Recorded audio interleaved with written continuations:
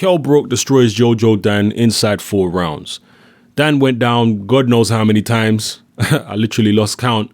And his corner decided to pull him out at the end of the 4th round.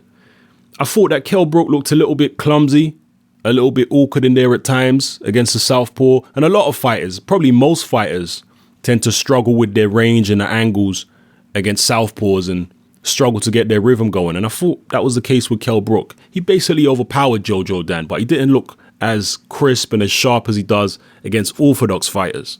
And, you know, there are very few fighters who actually manage to handle southpaws as well as they handle orthodox.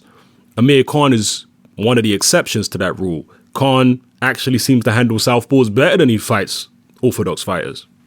But, you know, Brook is not one of those guys. He looked a little awkward there, missing shots. But for the most part, he was shooting him straight shots down the middle and hurting Jojo Dan. Even jabs were hurting Jojo Dan. I think a jab dropped him. One of the knockdowns was from a jab.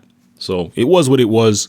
It was the expected, easy first defense of his IBF welterweight title. It was a mandatory challenger, so he had to get that out of the way. Now, who's he going to fight next? It seems that Amir Khan is only interested in people like Floyd Mayweather or Manny Pacquiao, and he's even been talking about Miguel Cotto next. And Kell Brook even came out recently and said that the Amir Khan fight is probably not going to happen this year. So if the Khan fight's not going to happen this year, who's he going to fight? They've been talking about people like Marquez, Brandon Rios. This is who Brook's promoter Eddie Hearn has been talking about. Marquez, Brandon Rios, Keith Thurman, and all these kind of guys. Well, let me just add another name to the mix. Now, this is not a guy I want to see Kell Brook fight, but this is a guy I can see Eddie Hearn, his promoter, matching him with. I can see it. I'm telling you right now. Frankie Gavin is going to be probably going to be one of Kell Brook's opponents. I'm telling you now, people, because he's just signed with Matchroom and he's in the same weight division as Kell Brook.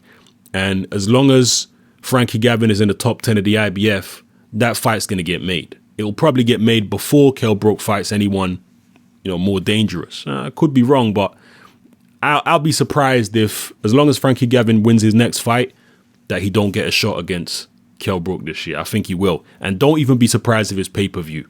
Because Eddie Hearn loves this pay-per-view business, man. I'm telling you.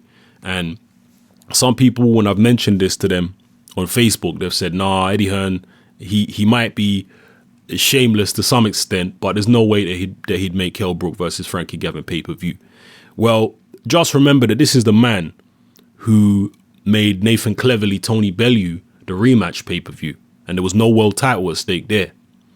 And remember, Eddie Hearn's first ever promotion was David Haye versus Audley Harrison pay-per-view. Now, David Haye versus Audley Harrison is definitely, as far as I'm concerned, less competitive than Kell Brook versus Frankie Gavin. Don't get it twisted. I think Kell Brook would, you know, eat Frankie Gavin for breakfast, but it's still more competitive than David Haye versus Audley Harrison. Frankie Gavin would throw some shots, you know. So if Eddie Hearn can make fights like Cleverly Bellew pay-per-view and he can make David Haye Audley Harrison pay-per-view, then why do you think he can't make Kell Brook versus Frankie Gavin pay-per-view?